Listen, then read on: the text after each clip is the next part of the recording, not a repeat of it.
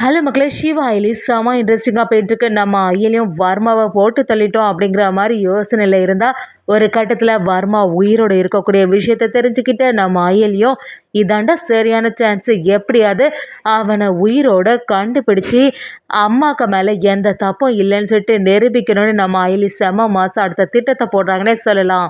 வீடியோக்குள்ள போறதுக்கு முன்னாடி நம்ம சேனலுக்கு சப்ஸ்கிரைப் பண்ணுங்க. அப்படியே பக்கத்துல இருக்க பெல் ஐகானை கிளிக் பண்ணிடுங்க.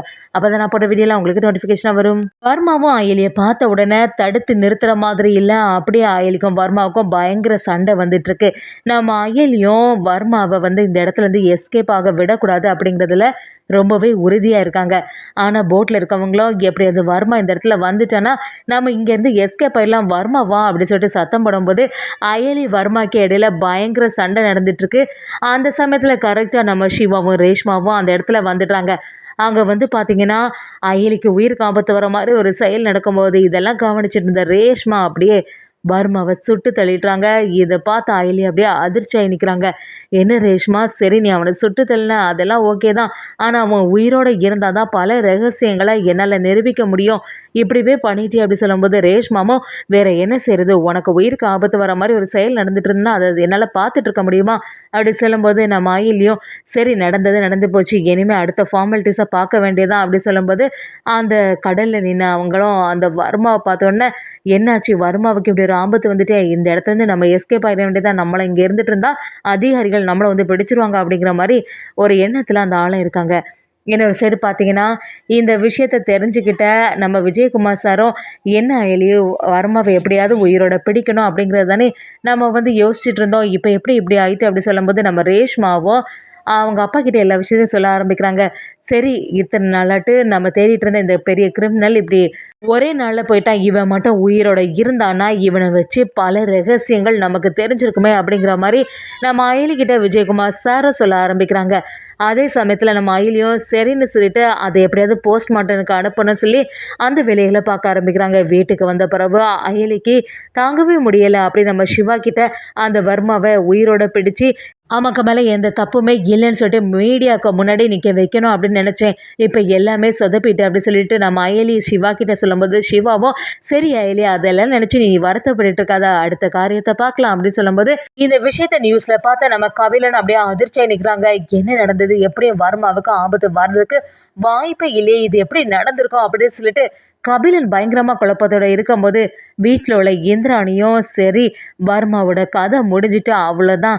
எப்படியோ இந்த குழந்தைகளுக்கும் எந்த ஆபத்தும் இல்ல. நம்ம பாவையும் உயிரோட மீட்டு எடுத்துட்டாங்க." அப்படின்னு சொல்லிட்டு நம்ம இந்திராணியும் யோசிக்கும்போது, வீட்ல உள்ளவங்க எல்லாருமே வர்மாவோட கதை முடிஞ்சுட்டு அப்படி சொல்லிட்டு சந்தோஷத்துல இருக்காங்க. இன்னொரு சைடு பார்த்தீங்கன்னா, கபிலனுக்கு ஒரு குழப்பமாவே இருக்கு. நிஜமாவே வர்மாவை யாருமே எதுவும் செய்திருக்கிறதுக்கு வாய்ப்பே இல்ல அப்படின்னு சொல்லிட்டு நம்ம கபிலனுக்கு புரிய ஆரம்பிக்குது. நம்ம அயலியும் வீட்டுக்கு வந்த உடனே யோசிச்சு பார்க்குறாங்க. நிஜமாவே அந்த வர்மா இறந்துட்டானா நமக்கு சந்தேகமா தான் இருக்கு. போஸ்ட்மார்ட்டம் குடுக்கோம்ல, அந்த இடத்துல ஏதாவது மாறி இருக்குமோ அப்படிங்கிற மாரி நம்ம அயலிக்கு ஒரு சந்தேகம் வந்த உடனே சிவா கிட்ட போய், "சிவா, எனக்கு ஒரு சந்தேகமா இருக்கு. நம்ம எதுக்கும் ஹாஸ்பிட்டல்ல போய் பார்க்கலாம்" அப்படி சொல்லும்போது நம்ம சிவாவும், "என்ன சொல்ற அயலி?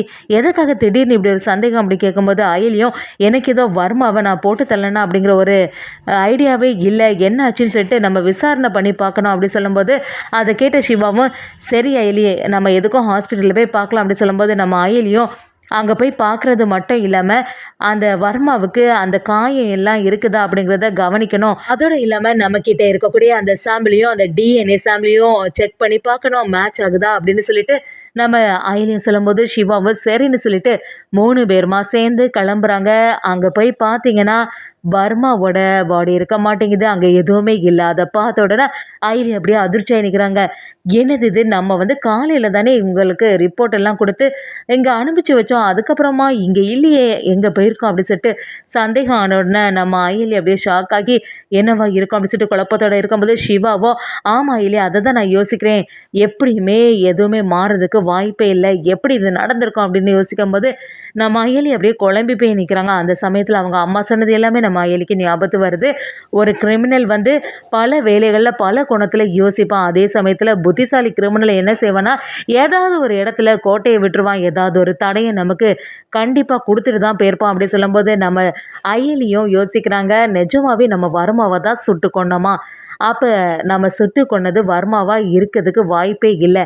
அப்படி இல்லைன்னா வர்மாவுக்கு மேலே வேற ஒரு ஆள் ஒருத்தங்க இருந்து வர்மாவை இயக்கிட்டு இருக்காங்க அப்படிங்கிற மாதிரி ஒரு சந்தேகம் நம்ம அயலிக்குள்ளே வருது.